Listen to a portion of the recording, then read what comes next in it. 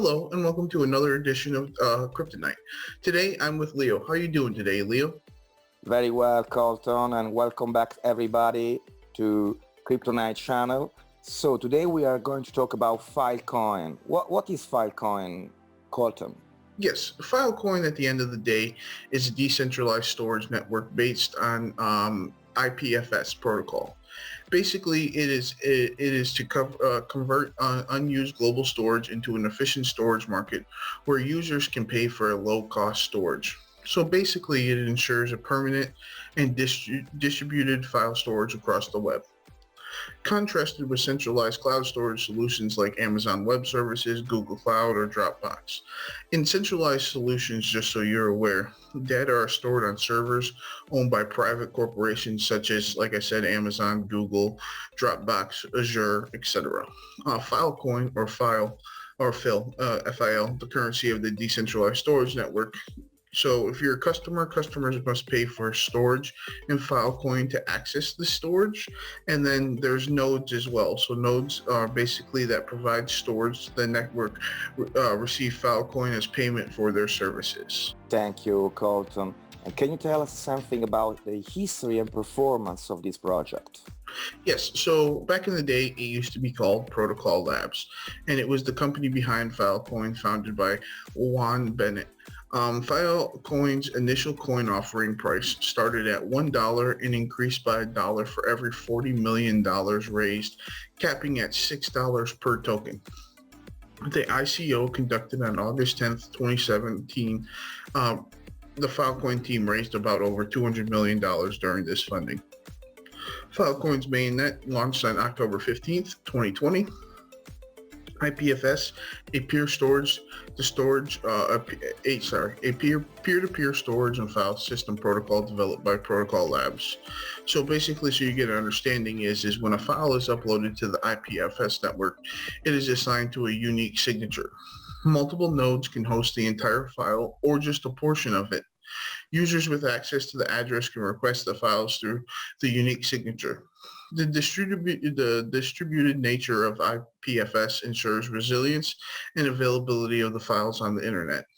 IPFS has been compared to Bittorrent protocol in terms of importance. Bram Cohen, the creator of Bittorrent, is credited with developing IPFS. Both provide decentralized and distributed file sharing capabilities. Filecoin is not on Ethereum, just so you guys are aware. It has its own blockchain network specialized at network storage. So the FIL tokens are traded on centralized cryptos exchanges, and you can basically find them anywhere. The most popular is BingX. Other popular options are Gate.io and DigiFinex. The all-time high price for Filecoin was $237 on April 1st, 2021. The all-time low price was about $2.64 on December 16th. The market cap is 1.8 or closer to 1.9 billion. The total supply is about 1.9 billion as well, closer to 2 billion. The max supply is about closer to 2 billion as well. And currently the circulating supply is about 427 million. The market sentiment of Filecoin is bullish, just so you are aware right now. Thank you, Colton. And now, what about the on-chain data for this project? Yes, so Filecoin's storage market continued to grow in Q1 23. The active deals rose about 75%. As storage capacity decreased by about 13%, storage utilizations grew about 105%. Revenue from fees increased about 5% in Q1, up 21% in USD terms, driven by a 14% increase in new storage deals. The launch of Filecoin's virtual machine in March 2023 introduced Ethereum-style smart contracts to enable new use cases on Filecoin. So some of these use cases include decentralized finance, perpetual storage, and decentralized computation. Centralized data storage lacks systematic verification of data integrity. So Filecoin, again, is a peer-to-peer alternative to centralized storage, similar to Amazon S3. Built on IPFS, the distributed data storage and sharing layer for Filecoin. Filecoin verifies data storage regularly and offers storage deals based on supply and demand dynamics rather than fixed pricing. So as you guys can see here, Filecoin verifies that the data is stored correctly. Then, it goes to the storage provider, guarantees storage of user data, and then storage deal. So fee paid by user to store data. So if you want to retrieve, so you would then go to retrieval provider, retrieves data upon request, and then there's a retrieval deal as well. So fee paid by user to retrieve data. It is pretty similar. If you want to upload, to Filecoin, and if you want to retrieve your documents from Filecoin, you're going to reach out to a provider, and then there's going to be a quote unquote deal, and the deal is the fee that you're going to be paid by, the user. So storage deals, like contracts with several, like contracts with service level agreements where users pay fee to store data for a specific duration. Filecoin uses a crypto economic incentive model with zero knowledge proofs to ensure data safety and regular verification. To incentivize participation in deals, storage providers are rewarded with FIL, Filecoin's native token. Storage providers can be penalized, quote unquote, slashed if they fail to provide reliable uptime or act maliciously. Data retrieval in Filecoin involves user paying retrieval providers to fetch the data. Retrieval deals use off-chain payment channels, enabling faster retrieval compared to on-chain transactions involved in storage deals. So as you guys can see here, here's some of the quarter by quarter metric reviews. As you can see, Q1 last year, there were, for the protocol revenue, they were about 0.4 million. Q2 of last year, they're at 1.6. Q3 of last year, they're at 1.8. Q4, they kind of fell, went to 1.2. And as Q1 has came around, they have started to slowly work their way back up. And as you can see, for the revenue, it's about 9.5, 19.4, 11.1, 5.7, and 6.9. And as you can see, there's more information here for you guys to look at. But, again, you got to remember, there's a lot of stuff going on outside of crypto. There's a lot of outside noise, especially here in the United States with the debt ceiling being such in question, etc. It's understandable. Housing market, everything's very expensive right now. So you got to understand, yeah, last year was a better time. Right now it's slowly recovering, hopefully getting better. But we'll see what happens when the Fed, what they decide, if they decide to raise the, the rates again, or what's going to happen. But there's a lot of outside noise that is factoring into not just Filecoin, but all of crypto at the end of the day. So Filecoin's real volume for the past month is down 70% compared to Ethereum. Just so you're aware, Ethereum's real volume is down about 65% as well too. So Filecoin's market dominance is down about 10%. Ethereum's market cap dominance up about only 2%, just so you guys are aware too as well. Filecoin's validity is down about 17%, and just compared to Ethereum, they're down about 22%, just so you guys are also know. Thank you very much, Colton. And can you give us some latest news about Filecoin? Yeah, so FTT, a set of, it's a set of compute and storage technologies built on the top of Filecoin network. It aims to achieve cloud-level developer experience while leveraging the transparent and open source incentivization layers of decentralized networks. So they have a technology stack, and their components are computing, storage, and networking resources for building decentralized applications, etc. I may be butchering this name. Estuary, a product with an FDT provides a user-friendly interface for monitoring and managing storage deals on the Filecoin network.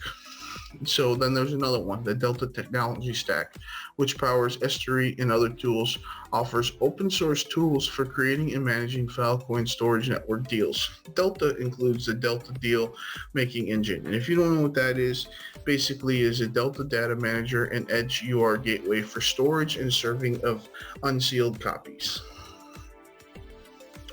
The crypto industry is realizing the extent of the danger passed by the SEC's legal theory in the lawsuit against Ripple and XRP, particularly with recent events such as Grayscale's attempt SEC registration of its own Filecoin trust. The SEC claims that Algorand constitutes a unregistered security, and the Coinbase Wells notice adds to the SEC's aggressive stance on cryptocurrencies. The SEC argues that XRP token itself is a security, not limited to transactions offered by Ripple, and all sales of XRP, regardless of the seller or circumstances, are considered the transfer of securities.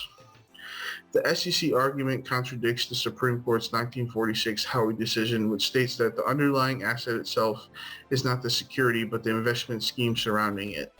The SEC's approach turns the Howey test on its head, making the underlying assets such as XRP or Filecoin the securities themselves rather than the investment schemes built around them. The SEC's treatment of secondary market sales of XRP and Ripple can suggest that any transaction involving the asset will be considered illegal under their new legal theory. Grayscale's attempt to register Filecoin Trust as an investment company is unlikely to succeed because the SEC does not consider assets with practical utility on decentralized networks as eligible for registration.